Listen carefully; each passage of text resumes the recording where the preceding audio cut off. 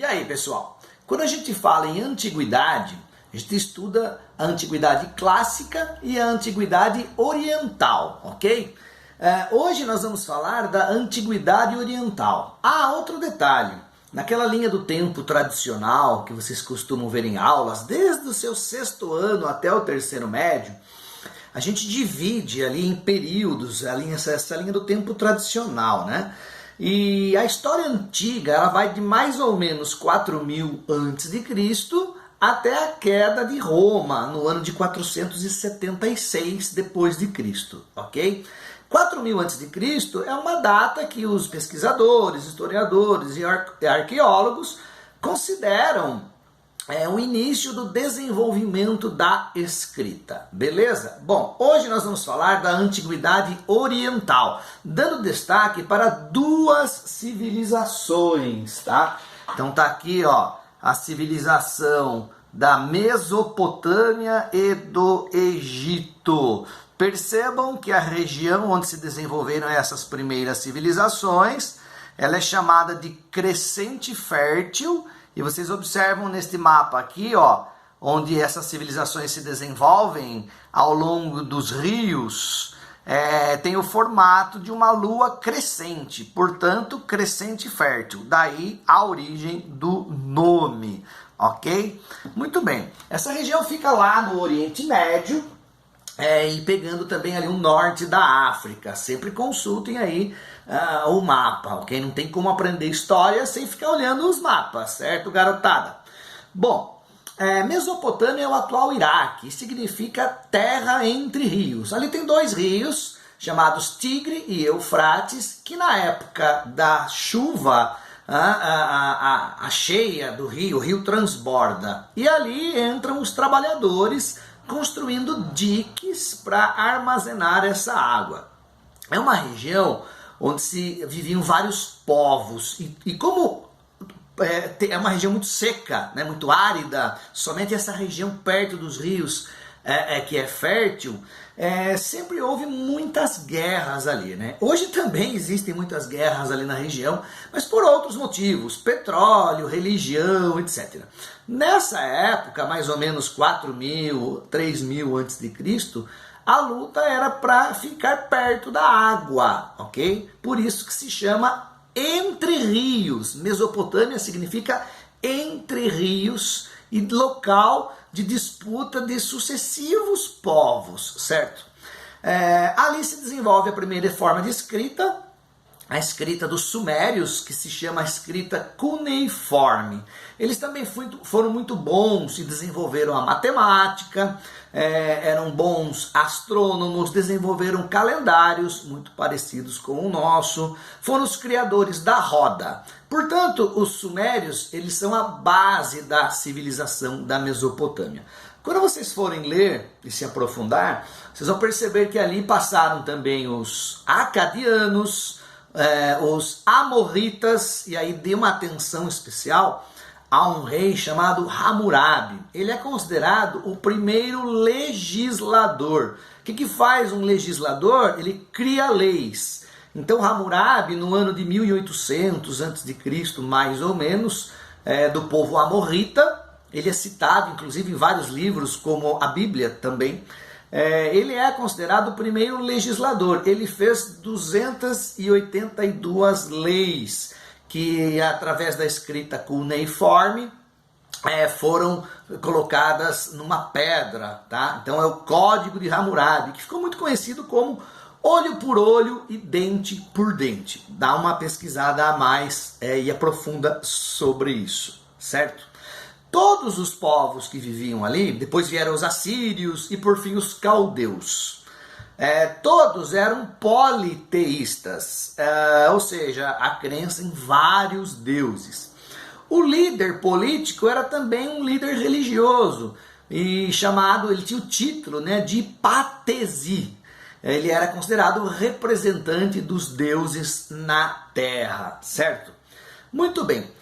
A única civilização ou povo que se desenvolveu nessa região e não era politeísta são os hebreus, ok? E talvez muitos de vocês já ouviram falar na história de Abraão, né, o patriarca dos hebreus. Hoje os hebreus, né, são os judeus, portanto os hebreus são os antepassados dos judeus, os criadores da primeira religião monoteísta da história humana, certo? Então, os hebreus, o único monoteísta no meio de um monte de povos politeístas, beleza? Eles construíram os zigurates. Eu vou mostrar aqui para vocês as ruínas de um deles, tá? Tá aqui. Atualmente no Iraque, como eu disse, está todo destruído. São as ruínas de um zigurate. O que era um zigurate? O zigurate era um local, um templo religioso, era um local de observação dos astros.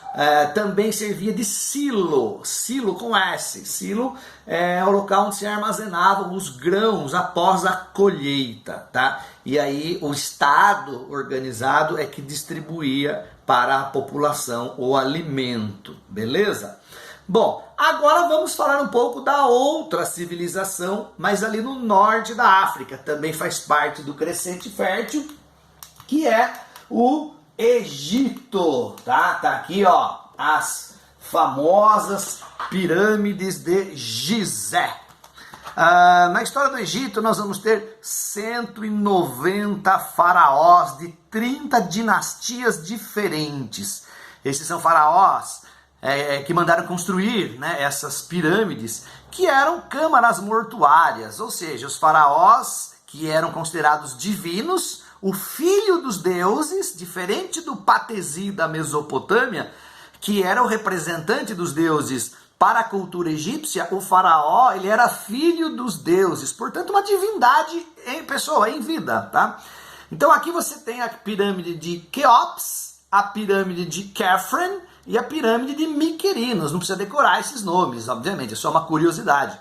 Eles fazem parte da terceira dinastia da história egípcia. Egito que se unificou, né? Antes havia uma divisão em Alto Egito, onde era a nascente do rio Nilo, e Baixo Egito, onde era o delta do rio Nilo, onde ele desemboca ali no mar Mediterrâneo. Mas aí houve a unificação do Egito, e o Egito ficou um império centralizado. Ao contrário da Mesopotâmia, que tinha muitas guerras, o Egito teve uma estabilidade política maior, ok?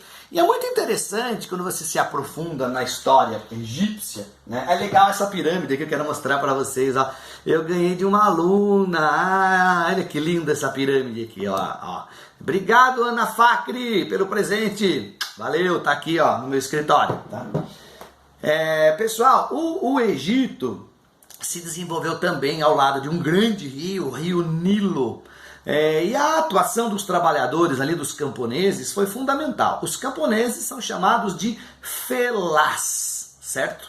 Na sociedade egípcia também houve a importância dos escribas. Os escribas que escreviam sobre a história dos faraós, eles trabalhavam para o Estado e organizavam as leis, contando ali a história dos faraós, contabilizando a quantidade de grãos que eram colhidos, faziam o censo da população. Então tudo que a gente sabe hoje da história egípcia é graças aos escribas. Então felás eram os grandes trabalhadores, os escribas eram funcionários do Estado e acima havia os sacerdotes, os guerreiros e o faraó divino, tá?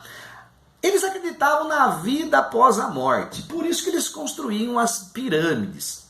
Ali havia todo um processo de mumificação e o faraó era colocado ali juntamente com suas riquezas e acreditava-se que ele desfrutaria dessas riquezas numa outra vida, uma espécie de paraíso, tá? Tudo isso foi desvendado no século XIX somente, no ano de 1822 para 1824, um francês chamado François Champollion encontrou a pedra de Roseta, conseguiu traduzir o que estava escrito ali na escrita hieroglífica e grega e, portanto, foi desvendada a civilização egípcia, tá? E aí veio uma história muito interessante, que eu vou contar aqui para vocês, numa crença egípcia da vida após a morte. Vocês estão vendo aqui num papiro, né, onde eles costumavam escrever e desenhar, o tribunal de Osíris. O faraó é levado para o tribunal e ali ele será julgado. Percebam que aqui existe uma balança. De um lado da balança coloca-se o coração do faraó e do outro lado da balança coloca-se a pena de um pavão. Se o coração do faraó for mais leve que a pena de um pavão, significava que ele tinha levado uma vida pura, uma vida de bons feitos, cuidou muito bem do seu povo e, portanto, ele mereceria passar para o paraíso. Do contrário, ele seria devorado pelo deus Tote, que está aqui. Perceba que os deuses egípcios, muitas vezes, eles tinham formato de animal e homem. Portanto, eram deuses antropozoomórficos. Antropo, homem, zoo, animal, mórfico, forma. Ok? Então havia essa crença. Claro que isso é uma lenda, uma mitologia, mas faz certo sentido. Coração puro é coração leve. Coração leve é bondade. Bondade merece o paraíso. Do contrário, não. Beleza. A civilização egípcia, ela tem um auge até o reinado de Cleópatra, mais ou menos. E ali os romanos chegam. Quando os romanos chegam, a civilização egípcia ela é dominada. Aí já é século I antes de Cristo, certo? Mas vale a pena se aprofundar. Indico também este livrinho de fácil leitura. Tem apenas 80 páginas, você consegue ler isso aqui no dia, tá? As primeiras civilizações. Aqui fala da Mesopotâmia e do Egito. Valeu? Um abração, garotada, e até a próxima!